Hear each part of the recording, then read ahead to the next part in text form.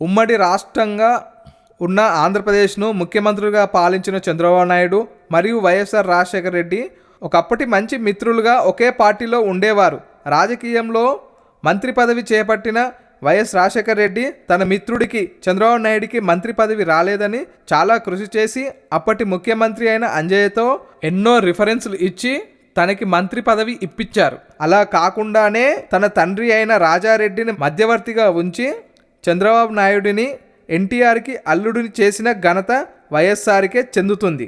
అప్పటి నుంచి అంచెలు అంచెలుగా పెరుగుకుంటూ ఆంధ్రప్రదేశ్ ముఖ్యమంత్రిగా ఎదిగాడు. అలా ముఖ్యమంత్రిగా ఉన్న టైంలో వైఎస్ఆర్కి పిసిసి అధ్యక్ష పదవి రావడమే కాకుండా నెక్స్ట్ సీఎం అభ్యర్థిగా అతడే ఉండడంతో వీరిద్దరి మధ్యన వైర్యం పెరిగింది. అది మానసికంగాను రాజకీయంగాను. కానీ వైఎస్ఆర్ తన మిత్రుడిని ఎదుగుదలను చూసి చాలా ఆనందపడేవాడంట. అది మరి సంగతి.